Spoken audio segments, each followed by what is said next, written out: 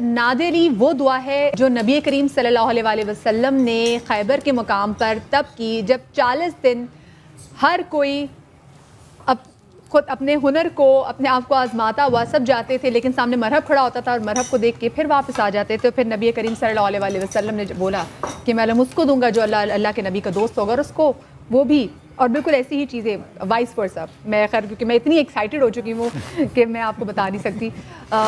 میں آؤں گی علامہ صاحب، آپ جو بات چھوڑی تھی اس کو پیچھے سے شروع کیجیے گا ذرا۔ تو میں عرض کر رہا تھا کہ حضور نے یہ ارشاد فرمایا کہ صاحب میں کل جو ہے علم اس شخص کے ہاتھ میں دوں گا کہ جو اللہ اور اس کے رسول کو دوست سکتا ہے اور اللہ اور اس کا رسول اس کو دوست سکتے ہیں۔ تو تمام صحابہ کرام رضوان اللہ تعالیٰ علیہم اجمعین کے ذہنوں میں یہ بات تھی کہ صاحب یہ کاش آج جو ہے یہ علم جو ہے وہ اس کے ہاتھ میں آ جائے، اور سب یہ جانتے تھے کہ حضرت علی کی جو ہے طبیعت ناساز ہے، اور حضرت علی جو ہے وہ آج جو ہے وہ شاید اس جنگ میں جو ہے شریک نہیں ہو پائیں گے۔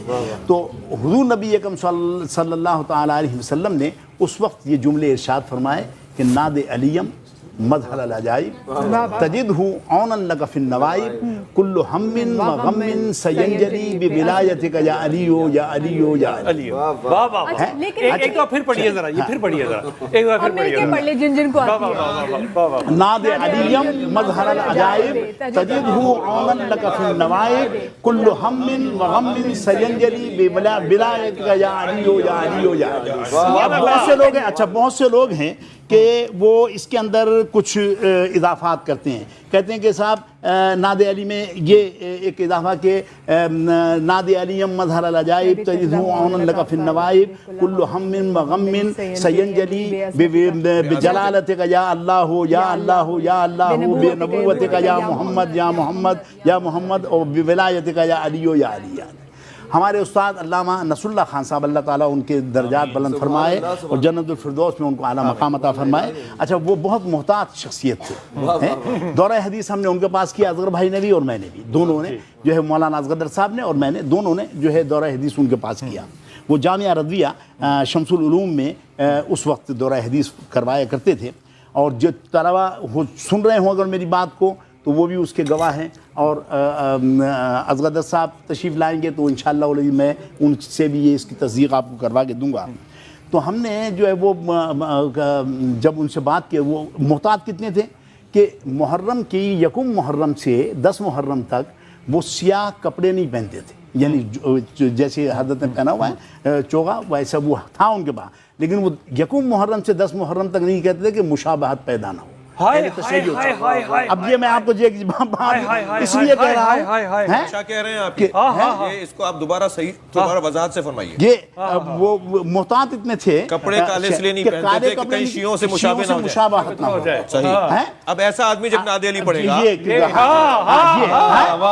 ہم نے ان سے پوچھا کہ صاحب وہ انہوں نے کہا کہ ناد علی پڑھ کے، اچھا ہم سے کہا کہ ناد علی پڑھ کے سناؤ، ہم نے سنائی، اور یہی جو بڑی والی صورت تھی وہ ہم نے سنائی ان کو، جو جس کو بڑی کہا جاتا ہے۔ تو وہ جب سنائی تو علامہ نصر اللہ خان صاحب وہ افغانستان میں جو مجددی صاحب کی حکومت تھی اس کے سپریم کورٹ کے چیف جسٹس بھی رہے، بڑے بہت کیلیبر کے آدمی تھے، اور احادیث پر بڑا اچھا ان کا نظر تھی اور کام کر رہے تھے۔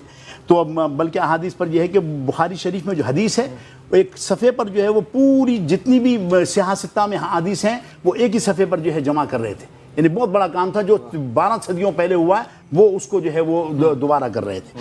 تو وہ انہوں نے کہا کہ صاحب یہ آپ یہ بتاؤ کہ اگر کوئی چابی ہے کسی تالے میں لگانی ہے آپ نے، وہ چابی جو ہے اس کے لیور کے مطابق نہیں ہوگی تالے کے، تو کیا تالا کھل جائے گا؟ ہم نے کہا نہیں کھلے گا بالکل ہے۔ تو انہوں نے کہا کہ یہ جو آپ ناد علی پڑھ کر سنائیے مجھے، یہ ناد علی نہیں ہے، ہاں یہ چار کہہ لیں کہ یہ ناد علی نہیں ہے، اور ناد علی وہی ہے کہ ناد علیم بمظہر ناد علیم مظہر العجائب تجدہ عونا لک فی النوائب کل ہم و غم سینجلی بولایتک یا علی یا علی یا علی۔ کہنے لگے یہ ہے یہ، اور جب چابی صحیح لگائیں گے تو تالا کھلے گا۔ آپ پڑھتے رہتے ہیں اور کام آپ کے بنتے نہیں ہیں، وہ اس لیے نہیں بنتے ہیں کہ آپ جو ہے اس کا چابی صحیح نہیں لگا رہے ہیں تالے کی۔ اس کا مطلب علامہ صاحب آپ کی مشکل میں جب بھی نعت علی پڑھی جائے گی تو وہ سنت نبی ادا کی جائے گی. قرآن مجید میں ایک آیت ہے قل رب ادخلنی مدخل صدق واخرجنی مخرج صدق. اے میرے حبیب مجھ سے دعا مانگو. یہ قل کی جو آیات ہیں وہ قرآن میں بہت کم ہیں جہاں سے قل سے شروع ہو رہا ہے، ورنہ تو ہر بات پیغمبر کو اللہ نے کہی اور پیغمبر نے آگے بڑھائی اور تبلیغ کی. مگر کچھ آیات کا آغاز ہو رہا ہے قل کے ذریعے. قل مجھ سے کہو اے میرے حبیب مجھ سے دعا مانگو رب ادخلنی، یا اللہ مجھے ہر کام میں سچائی کے ساتھ داخلہ عطا فرما. رب ادخلنی مدخل صدق واخرجنی مخرج صدق، اور مجھے ہر کام سے سچائی کے ساتھ خارجہ عطا فرما. وجعلنی من لدنک سلطانا نصیرا، اور مجھے اپنی جانب سے مضبوط مددگار عطا فرما. نصیر کہا ہے، نصرت نہیں کہا ہے. جی ناصر اور نصیر میں کیا فرق ہے؟ جی ناصر اور نصیر میں بھی فرق ہے، مگر یہاں پر نصرت اگر سرکار سے کہلوایا گیا ہوتا اللہ نے کہ مجھ سے نصرت مانگو تو سیدھا سیدھا ذہن جاتا کہ کامیابی ہو جاتی، کامیابی اور اللہ کی مدد. لیکن نہیں، اللہ تو اپنی طرف سے نصیر دے، یعنی ایسا مضبوط مددگار دے جو کبھی مدد کرنے سے ہاتھ نہ اٹھائے. ناصر کبھی مدد کرتا ہے، کبھی کہہ دیتا ہے مجھ سے نہیں ہو رہا، لیکن نصیر اسے کہتے ہیں جو ہر حال میں مدد کرے. تو جس نبی کا سایہ نہیں تھا اس نبی کے سایہ کو علی کہتے ہیں. کبھی سرکار کا ساتھ نہیں چھوڑا. اور ایک جگہ جیسے حکیم صاحب فرما رہے تھے، ایک جگہ جنگ تبوک کے موقع پر اگر حضرت نے فرمایا کہ تم رک جاؤ میں چلا جاتا ہوں، تو آپ نے فرمایا کیا تمہیں یہ پسند نہیں ہے کہ اب اگر یہ چھوڑ کر بھی جا رہے ہیں تو وہ فضیلت دے رہے ہیں جو کوئی شریک نہیں ہے. جی ہاں، اور وہ یہ کہ تمہاری نسبت میرے ساتھ ایسے جیسے ہارون اور موسیٰ. نصیر یعنی مددگار. اب قرآن کی روح سے مولا علی سے مدد مانگنا، جب پیغمبر کو مددگار اللہ دے رہا ہے تو ہم اگر سنت پیغمبر پہ عمل کر کے مدد مانگ رہے ہوں تو یہ عین توحید ہے.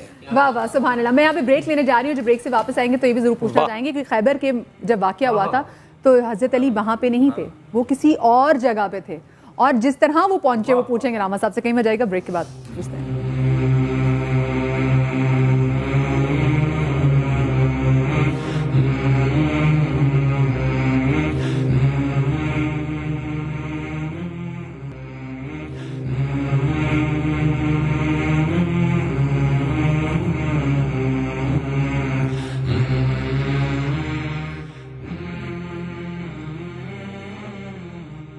جی بسم اللہ الرحمن الرحیم. بریک کے بعد ایک بار پھر سے خوش آمدید. اور کیونکہ ہم بات کر رہے تھے خیبر کے واقعے کی، لیکن اب وقت ہمارے پاس اتنا کم ہے، ہم چاہتے باتوں کو تھوڑا آگے بڑھائیں کیونکہ فضائل اتنے ہیں، علی کے وصف ہیں اتنے، شمار کون کرے. وہی والی بات ہے کہ ہم اتنا پہنچ ہی نہیں سکتے، اور ہماری محفلیں، ہماری نشست اتنی چھوٹی ہوتی ہے، وقت کی مدت کم ہوتی ہے. علامہ صاحب کل انشاءاللہ بڑھائیں گے. جی آپ نے جو بات کی اسی کو میں آگے بڑھاتا ہوں کہ لم یرد لأحد من الصحابہ کما ورد فی حق علی ابن ابی طالب. جو فضائل مولا علی علیہ السلام کے بارے میں وارد ہوئے ہیں، کسی صحابہ کے بارے میں، کسی صحابی کے بارے میں اتنے ایک شخصیت کے بارے میں فضائل نہیں آئے. میں صرف ایک واقعے کی طرف، جب سرکار معراج پہ تشریف لے گئے تو آپ نے دیکھا کہ اونٹوں کی ایک قطار ہے جس پہ مال لدھا ہوا ہے، سامان لدھا ہوا ہے، اور اس کا آغاز بھی نہیں دکھائی دے رہا اور اس کا اختتام بھی نظر نہیں آ رہا. آپ نے جبریل سے پوچھا جبریل یہ مال کیا ہے، یہ اونٹ کہاں جا رہے ہیں، ان کی تعداد کتنی ہے، آخر یہ کیا لے جا رہے ہیں. اچھا یہ بھی طے ہے کہ سرکار نے جبریل سے جو پوچھا تو جبریل انہیں پڑھا نہیں رہے تھے، بلکہ وہ ایک روایت بننی تھی جو ہم تک پہنچنی تھی. سرکار نے پوچھا کہ یہ کیا ہے تو حضرت نے فرمایا کہ یا رسول اللہ یہ آپ کی فاطمہ کا جہیز ہے. اللہ اکبر. سرکار نے فرمایا ایک اونٹ رکواؤ اور اس میں سے مال دیکھو کہ اس میں کیا ہے. میری فاطمہ کا جہیز کیا ہے؟ توجہ چاہوں گا، میری فاطمہ کا جہیز کیا ہے؟ ایک اونٹ بٹھوایا گیا، ایک پہ سے مال اتروا کے جب اسے کھولا گیا تو اس میں 1000 کتابیں تھیں اور ہر کتاب میں علی کے 1000 فضائل لکھے. اللہ اکبر. کا تمہاری فاطمہ کا جہیز ہی یہ ہے کہ علی کے اتنے فضائل ہیں. یہ فاطمہ کا جہیز.